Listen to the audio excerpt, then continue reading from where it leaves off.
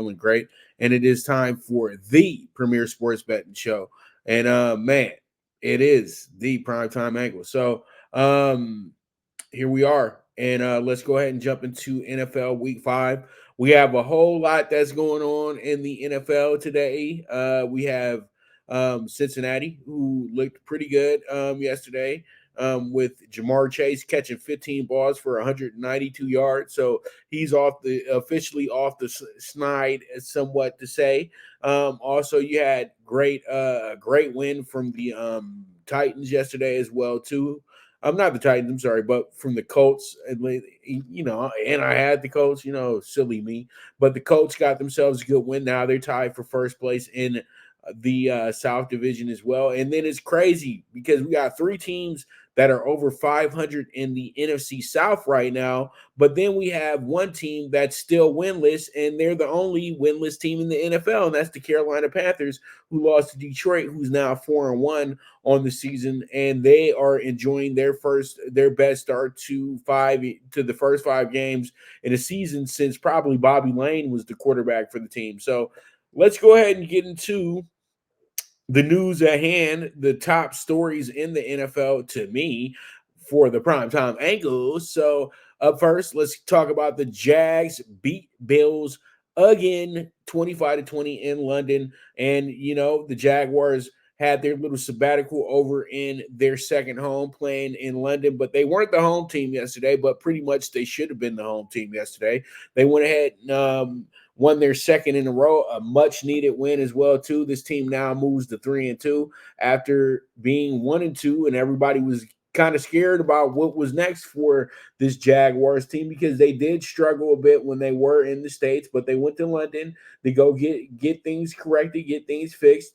They had a dominant performance last week against a pretty good Atlanta team, and then they came back this week and they were able to win a very good, hard fought game against a very talented Buffalo group who sees themselves as one of the best teams in the AFC.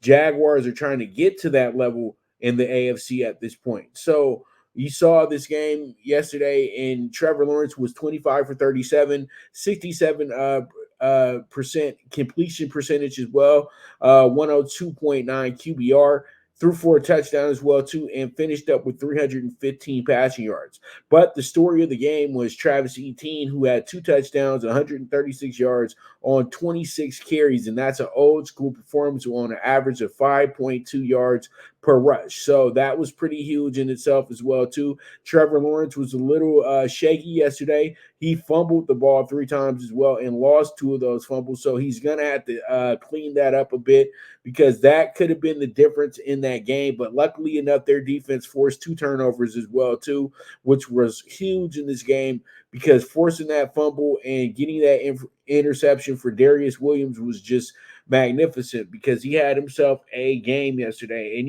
this guy was somebody who was kind of a throwaway in a sense. He was a backup in LA.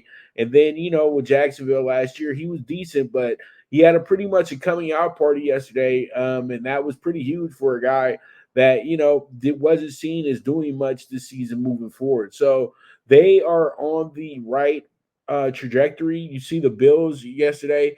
They had Josh Allen throw 27 for 40. He had 67% completion rate, and then he had 359 yards, 2 touchdowns to interception. So he won in the battle of the throwing yards, but still he just had those moments where you can't afford that. And Stephon Diggs had a big game yesterday, 8 catches for 121 yards, scored a touchdown, but he also lost a fumble in the process as well too.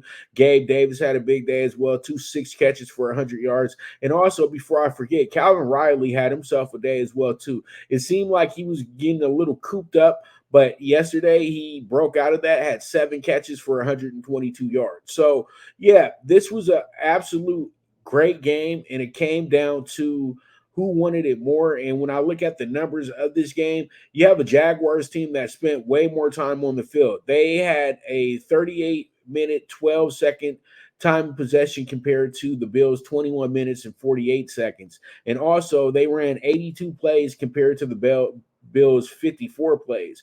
And then they did outdo them on the first down accord as well too. Jaguars had 29 first downs, the Bills had 18.